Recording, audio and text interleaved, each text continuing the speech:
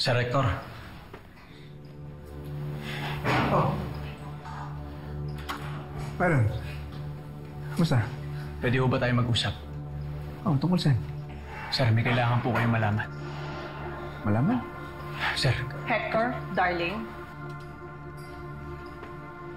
Mag-shower ka na. We have to leave soon. Naghihintay na sa atin si Beth at Harry. Ah, teka lang. May sasabihin lang daw sa akin si Byron.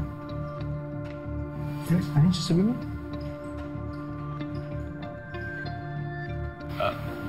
Di bali na ho, sir. Tungkol lang naman sa promo dito sa gym. Sa ibang araw na lang po siguro. Sige.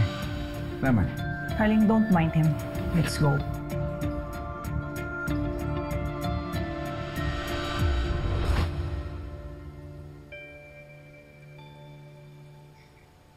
Sir Hector! Sir Hector! Oh, pasok, pasok!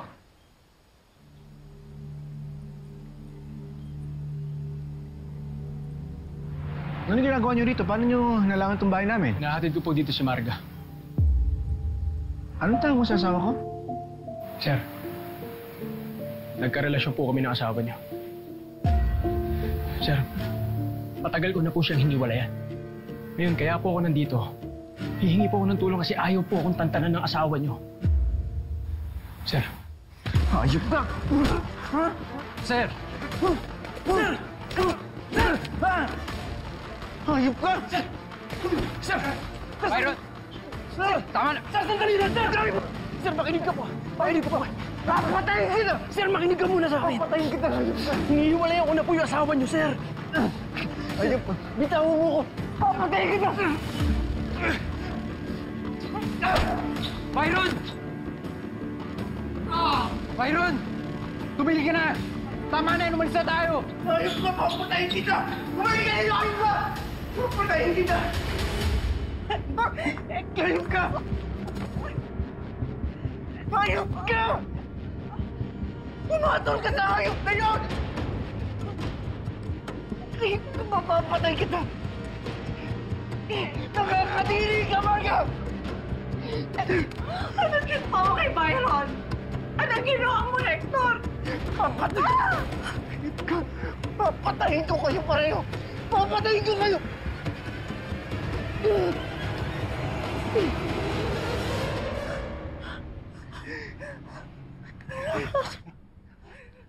Pasalamat ka. Nananay ka ng anak ko. Kundi, matagal ko itong ginawa sa'yo. Paano mo nagawa sa akin to? As if you don't betray me every day in this marriage, Hector. Pinagsasabi mo? You think I don't know? Pinakasalan mo lang ako pero hindi mo ako minahal. Si Leona pa rin ang mahal mo. Don't turn the tables on me! Ikaw ang nanghiliwa! Ikaw ang nagkasala! Huwag mo sa akin ipapasa ang kasalanan mo! Tigilan mo rin Byron na yan.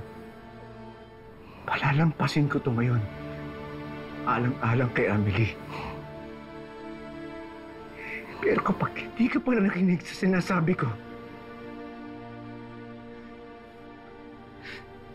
makakapatay ako, Marga. Tandaan mo yan. Makakapatay ako.